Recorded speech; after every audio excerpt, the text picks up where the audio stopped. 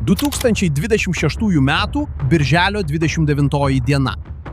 Izraelis ką tik užpylė daugiau nei 30 000 kubinių metrų betono į tunelį Gazoje.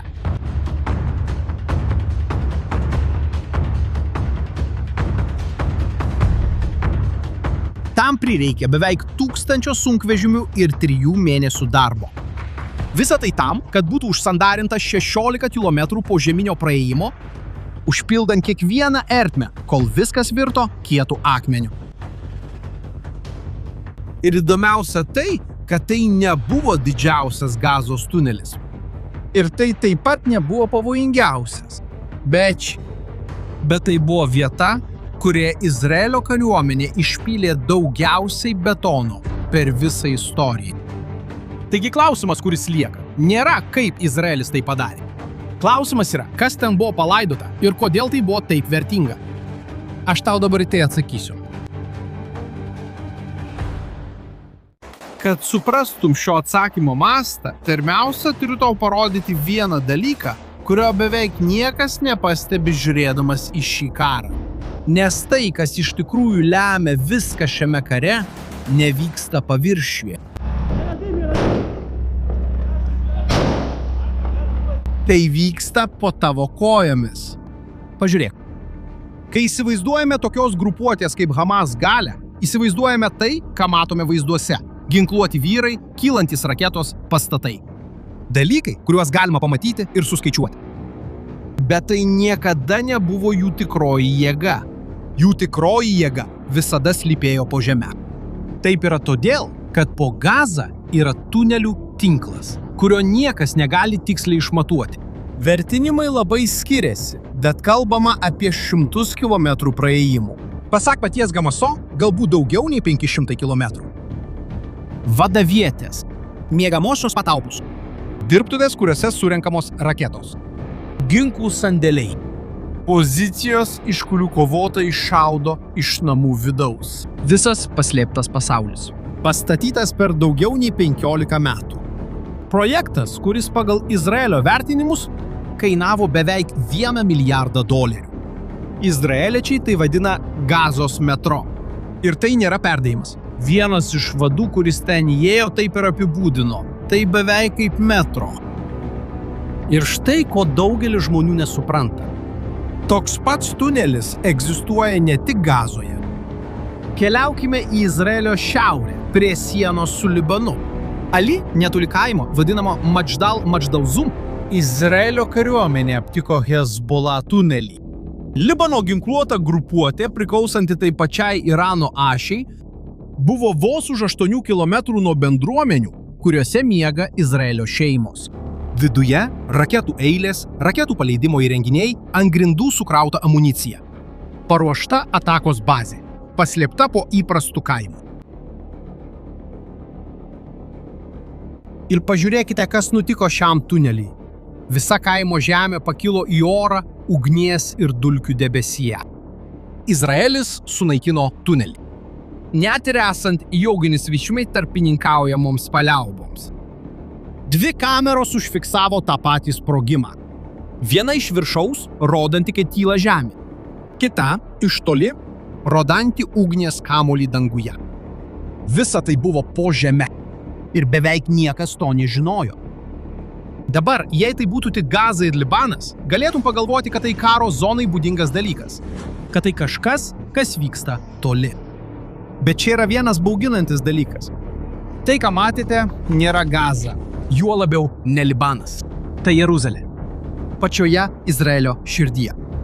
Izraelio kariai aptiko rankomis iškastą šulinį, kurio gylis 25 metrai. Pilnas sprogmenų ir ginklų paruošta išpuoliui. Jie iš ten ištraukė pistoletus, šautuvą, granatas ir kibirus su savadarbė sprogstamąja mase. Ir tada viską susprogdino nuotoliniu būdu, nakties tamsoje, ryškiame blyksnyje. Pažiūrėk, kas čia vyksta. Požeminė apsiaustis vyksta ne tik pasienyje. Jis pasiekė net sostinę – Libanas, Gaza, Jeruzalė. 3 frontai, 1 mūšio laukas. Ir jis yra po žeme. Tada leisk man tada pakviesti. Jei toks požiūris į karą, Karą, kuris vyksta po žeme, o ne viršuje, verčia tave matyti dalykus kitaip, užsiprenumeruok kanalą dabar. Nes būtent tokių istorijų, kurių niekas tau nepasakoja, mes čia ir ieškome. O dabar mes prieiname prie sudėtingo klausimo.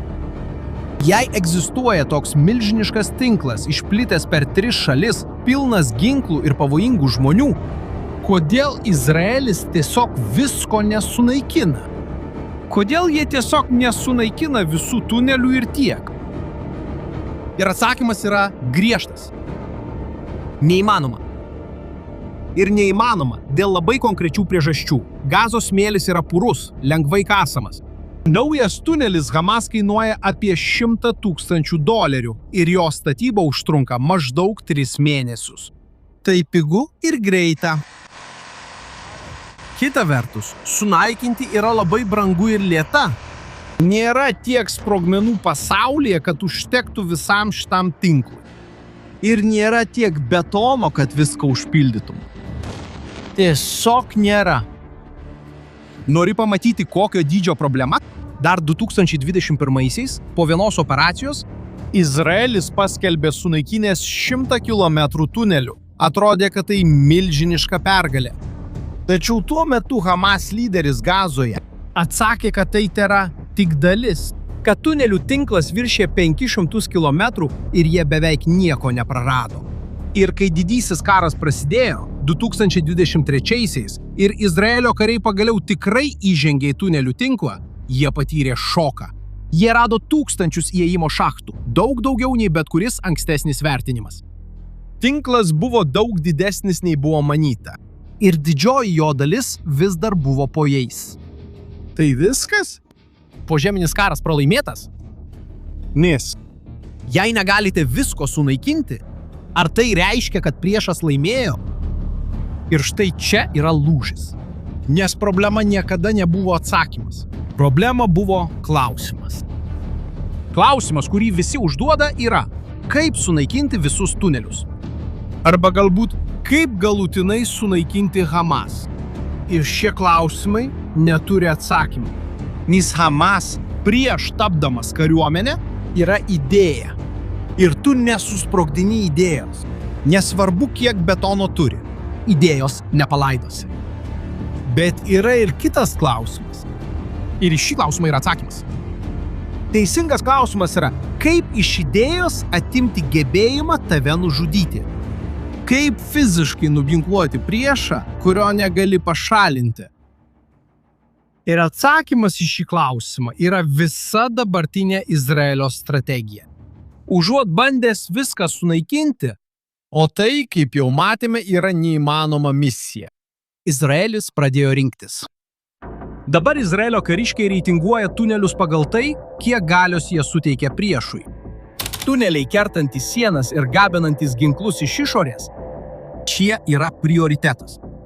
Tie, kurie jungia vieną teritoriją su kita ir leidžia priešui judėti pasislėpus, prioritetas. Vadavietės sistemos širdis, aukščiausias prioritetas. O kaip dėl mažų tunelių, vietinių, neturinčių didelės vertės?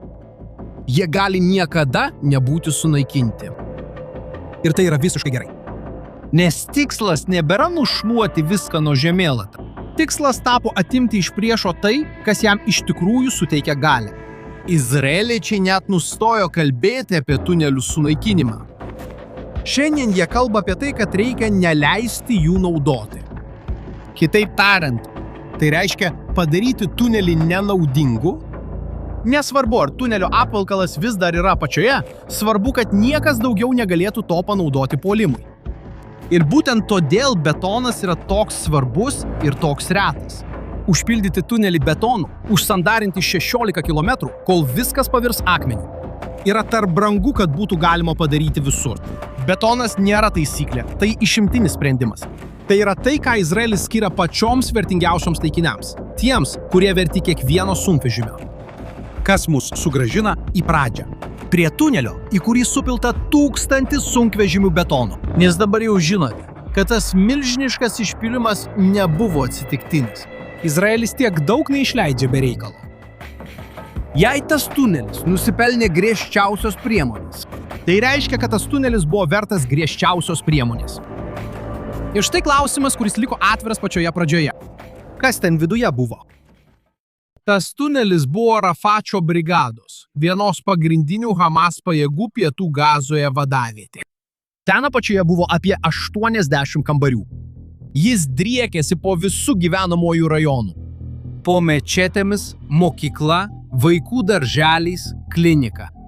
Slaptas štabas, paslėptas po įprastų žmonių gyvenimu. Tačiau ne dėl to šis tunelis pateko į istoriją. Tai įvyko dėl vieno žmogaus. Jo vardas buvo Hadaras Goldinas. Izraelio kariuomenės leitenantas. Jam buvo 23 metai. Jis buvo menininkas, mėgo tapyti. Jis buvo susižadėjęs ir turėjo tuoktis po kelių mėnesių. Ir 2014 m. rugpjūčio 1 jis kovojo Rafače, Gazoje. To dieną buvo paskelbtos paliaubos. 72 valandas trukusi paliaubų sutartis buvo suderinta Jungtinių tautų ir Jungtinių valstijų, kuri prasidėjo prieš kiek daugiau nei valandą. Tai turėjo būti pertrauka. Atokvėpis. Ir būtent per tą atokvėpį Hamas kovotojai išėjo iš tunelio, užpuolė Hadaro dalinį, nužudė 3 karius ir nutempė jo kūną į požemį. Ir ten Hadaro Goldino kūnas liko. Ne dienoms, ne mėnesiams, o 11 metų. 4120 dienų. Per visą šį laiką jo šeima nepasidavė nė vienos dienos. Motina Lija ir tėvas Simcha garsino sūnaus vardą visame pasaulyje. Ji kalbėjo Jungtinėse tautose Ženevoje, prašydama pilnos salės šalių atstovų. Jo žodžiai buvo stiprus. Ji sakė, įsivaizduokite, kad tai būtų jūsų vaikas. Metų metus jie jautėsi vieniši šioje kovoje. Jiems teko kovoti ne dėl to, kad jų sūnaus vardas būtų įtrauktas į oficialų sąrašą. Bet jie nesustojo. Ir galiausiai 2025 metų pabaigoje, po 11 metų, Hadar Goldin kūnas pagaliau sugrįžo namo. Jis sugrįžo, kad būtų palaidotas Izraelyje su pagarba. Su vėliava ant karsto. Su kareiviais, kurie kovojo kartu su juo, sudarančiais garbės sargybą. Lauke jo motina tyliai ištarė tik 6 žodžius. Jis yra mūsų. Jis yra namuose. O Izraelio ginkluotųjų pajėgų vadas per laidotuves pasakė frazę, kuri paaiškina viską, ką tik matėte. Jis pasakė, ratas užsidarė. Dabar tu supranti, kam buvo skirtas betonas. Tas tunelis, į kurį važiavo 1000 sunkvežimių, buvo šitas. Tai buvo tunelis, kuriame Hadaro Goldino kūnas buvo paslėptas 11 metų. Ir kai Izraelis užpildė tą praėjimą betonu, amžinai užstandarinant, jie neuždarinėjo tik skylės žemėje. Jie užbaigė vieną skyrių. Jie tesėjo pažadą, kurį ta šalis duoda kiekvienam kareiviui siunčiamam į kovą. Pažadą, kad niekas nebus paliktas. Nei gyvas, nei miręs. Niekas. Ir čia istorija parodo, kas jį iš tikrųjų yra po viskuo. Nes Izraelio pergalė niekada nebuvo apie idėjos sunaikinimą. Taip neveikia. Pergalė buvo ištraukti iš šios idėjos tamsą, kurioje jis slėpėsi, ir sugrąžinti į šviesą tai, ką ji buvo ten užkasusi. Bet tuo čia nesibaigė. Ir tu turi tai žinoti. Šiuo metu yra didelė tikimybė, kad kiti tuneliai yra statomi. Visai neseniai Gazos centre, rajone, vadinamame Deir al-Balah, Hamas buvo užkluptas bandant atstatyti požeminę infrastruktūrą. Ir kas blogiausia, jie pažeidinėjo galiojančias paliaubas. Ir kaip jau turbūt galite įsivaizduoti, Izraelis iš karto atsakė, atakuodamas tą vietą iš oro, sukeldamas antrinius sprogimus, parodydamas, kad ten iš tikrųjų buvo tunelis ir sandėlis po žeme.